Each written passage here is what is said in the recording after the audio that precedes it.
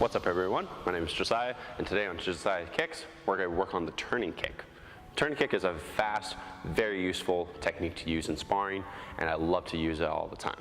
A lot of people will use their lead leg for turning kicks, but then some will use their rear leg. The difference is that the rear leg is going to be slower, while the lead leg is going to be faster. So, let's get to it.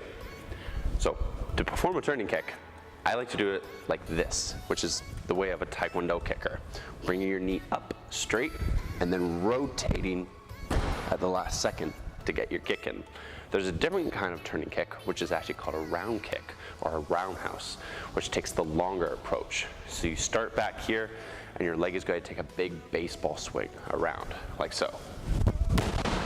And if you notice with that one, it was a lot more powerful versus this one, which is just for speed purposes.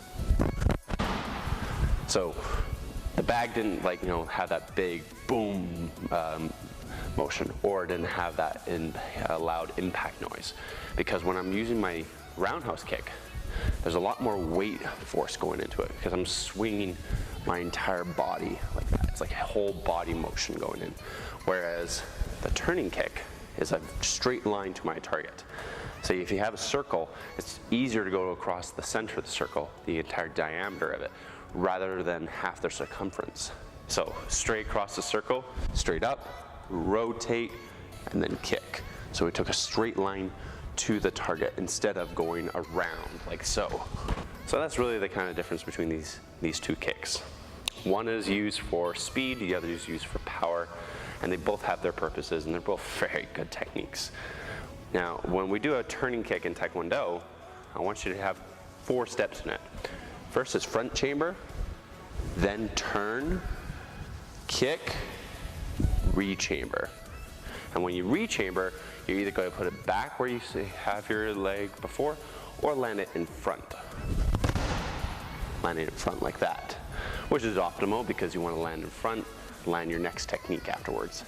If you land behind, it's best to have something set up afterwards. So say for instance, turning kick, and then land, and then they come back at you, and then get your back in. That's if you got a plan afterwards, but most of the time you want to land in front, okay? Then for roundhouse kicks, a lot of people use this in kickboxing. Muay Thai is really big on roundhouse kicks. What they like to do is they cut down low. Like they'll start on some sort of mid-angle right here, and then they'll chop low, kind of like they're chopping wood, but in this case they're chopping bone. They're chopping your leg, which is quite scary, because this kick is super deadly. When you have a low roundhouse kick to someone's kneecap or their thigh, it really hurts, like so. And you drop your weight into it, and it's just a devastating kick. And some people, when they do their roundhouse kicks, they'll take this lead leg and they'll step to the side. They'll step so that it opens and widens their hips out, and then that way they get a lot more driving force coming down onto their target. And then for Taekwondo will have this lead leg facing forward, and then as we bring our knee up, it'll rotate.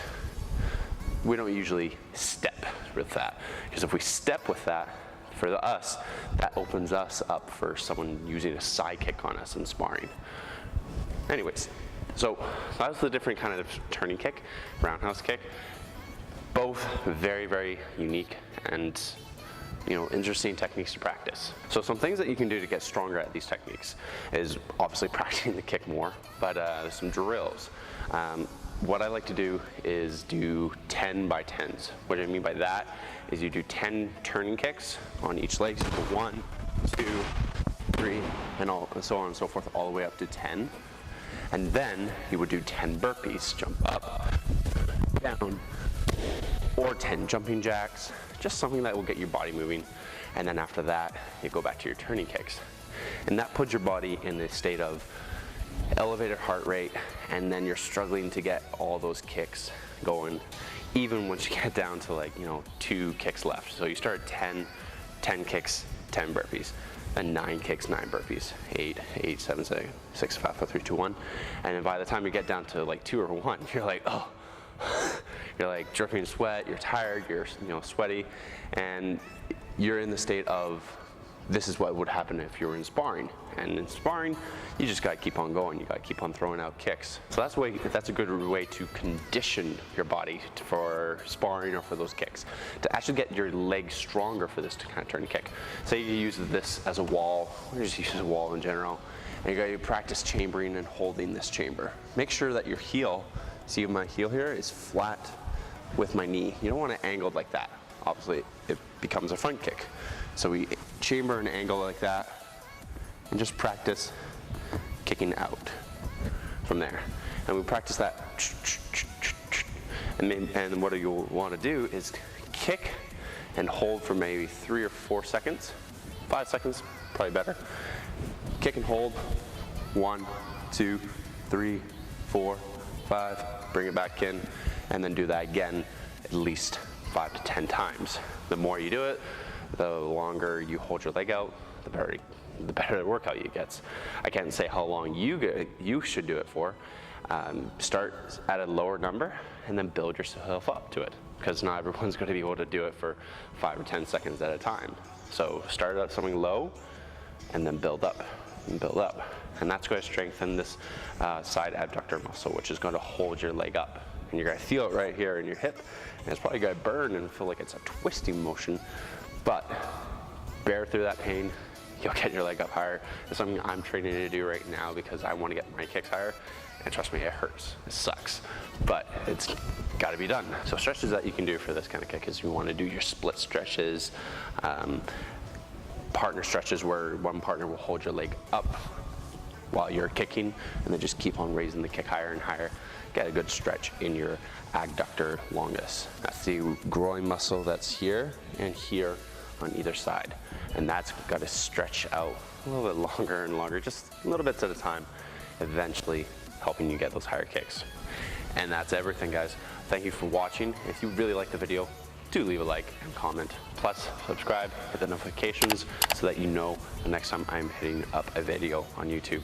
Hopefully it will be for next Wednesday. Eventually we'll be starting videos on Monday and Wednesday, so we have 2 a week. And we're going to take these kicks even further.